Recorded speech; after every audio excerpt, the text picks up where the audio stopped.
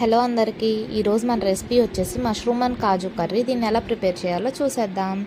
First మనం ఒక mixing jar తీసుకోవాలి. తీసుకుని చూపించిన ఇంగ్రీడియంట్స్ అన్నీ యాడ్ చేసుకోవాలి. దాంతోపాటు కర్డ్ కూడా యాడ్ చేసుకుని గ్రైండ్ చేసుకుని పక్కకు పెట్టుకుందాం.